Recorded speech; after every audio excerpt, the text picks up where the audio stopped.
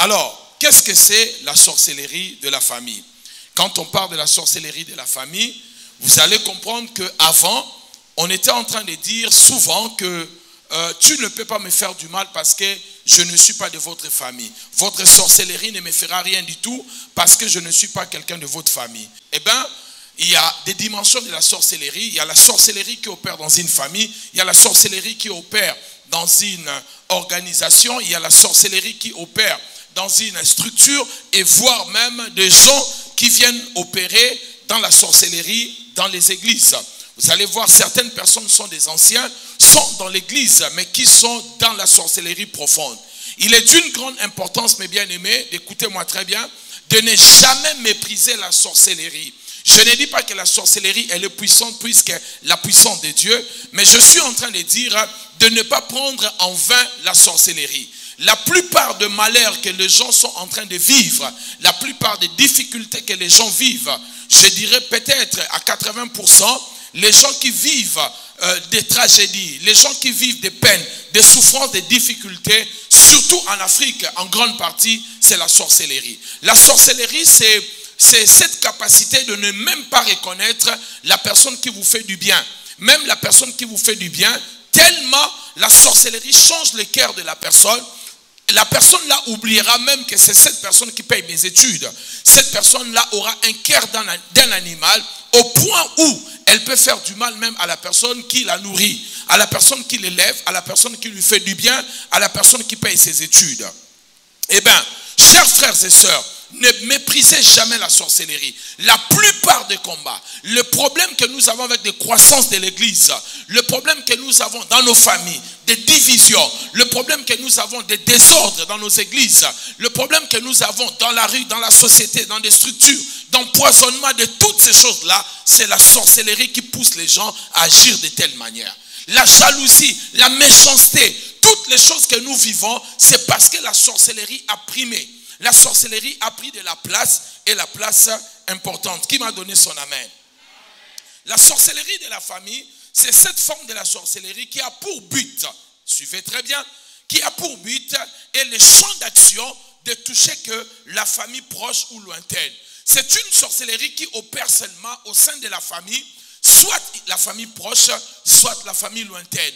Leur champ d'action ou les champs d'action de la sorcellerie de la famille, c'est toujours la famille. Ça se passe au travers de la famille. Mais de quelle manière cela se manifeste? Ça se manifeste très souvent par la tradition, par la coutume. Donc quand je parle de la tradition et de la coutume, je vais essayer de m'expliquer tout à l'heure. La tradition, la coutume, ce sont des choses qui régissent le fonctionnement de la sorcellerie. Frères et sœurs, écoutez-moi très bien. Je ne dis pas ici que toutes les traditions sont mauvaises. Je ne dis pas ici que toutes les coutumes sont mauvaises. Mais je dis que la plupart des coutumes africaines et des traditions africaines, la sorcellerie se loge à l'intérieur. Lorsque la sorcellerie va opérer dans une famille, généralement, ça passe à travers les traditions. Ça passe à travers les us. Ça passe à travers les coutumes. Lorsqu'on commence à regarder de près nos coutumes et nos traditions, c'est là où nous allons comprendre la sorcellerie. Et en ces jours, en parlant, je vais vous poser des questions. Est-ce que vous pensez aujourd'hui, nous, tant que chrétiens, si nos enfants veulent se marier, est-ce que nous devons demander à nos gendres de nous apporter des armes? Somelanga munduki, yelanga masasi, somba mwinda pétrole, posa nango nini? Amen. C'est la question que je te pose. Pour en faire quoi aujourd'hui?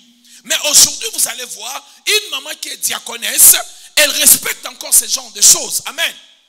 Donnez-moi un bon amen. Oh non, moi, c'est Robalate. Si vous ne m'apportez pas la lampe de pétrole, vous n'allez pas. Mais la question est celle de savoir pour en faire quoi? Et la personne te dira, c'est notre coutume, c'est notre tradition. Or, vous ne savez même pas pourquoi au village on demandait cette lampe-là de pétrole. Pourquoi on demandait les armes? Pourquoi on demandait toutes ces choses-là? Mais vous, aujourd'hui, vous êtes chrétiens. Vous voyez, la Bible est en train de dire, la tradition des hommes, ce n'est qu'une vanité. Donc, nous ne pouvons pas, tant que chrétiens, nés de nouveau, nous asseoir sur la tradition et sur la coutume. Aujourd'hui, nous sommes un peu éclairés. Nous connaissons certaines vérités Et nous devons faire très attention aux traditions et aux coutumes. Qui m'a donné son amen? Parce que la tradition, la coutume et les us sont les moyens où la sorcellerie est en train de se loger et de faire du mal aux gens. Autre chose que nous voyons dans la tradition, ce sont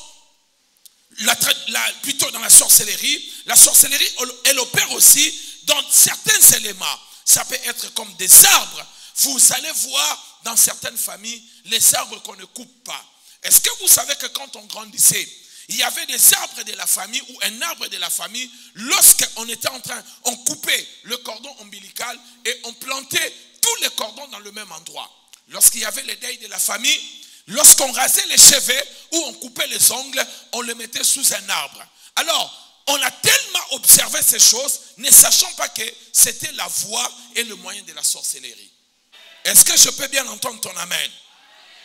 Ainsi, cela n'est pas étonnant de voir des choses comme des arbres, des calebasses, des marmites qui étaient dans nos maisons familiales, des flèches, des statuettes. Toutes ces choses-là, c'était le moyen par lequel l'ennemi utilisait pour introduire la sorcellerie. Mais on nous disait, c'est notre tradition. Ça, c'est notre statuette du village. Ça, c'est la flèche. Notre grand-père, il était un grand chasseur. Ça, c'est telle chose. Le filet de notre grand-père, il était un grand pêcheur. Mais ne sachant pas que toutes ces choses-là, c'était le moyen d'établir les autels sataniques dans la famille pour faire asseoir la sorcellerie. Regardez dans la famille de Jacob. Dans la famille de Jacob, il y avait les téraphimes. Qui pouvait savoir que ces téraphimes-là étaient la sorcellerie? Frères et sœurs, nous avons affronté, nous avons touché, nous avons vu, nous avons touché la sorcellerie sans pour autant les savoir. Qui m'a donné son amen?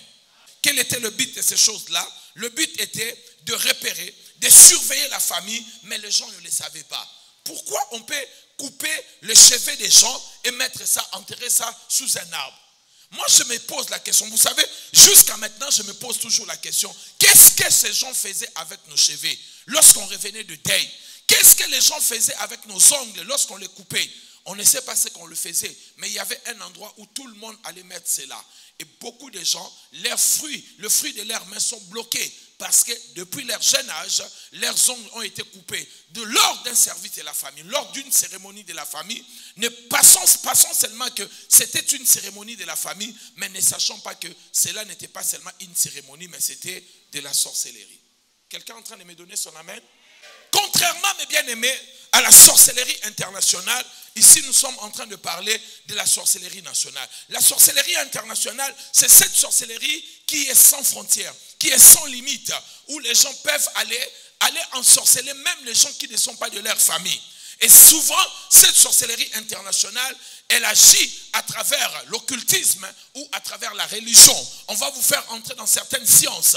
On va vous faire entrer dans certaines religions. Et à travers cette religion-là, on vous introduit dans une sorcellerie internationale, dans une confrérie internationale. Mais par contre, la sorcellerie familiale, c'est une sorcellerie qui opère seulement au sein de la famille et au sein de la famille proche et de la famille lointaine. Amen.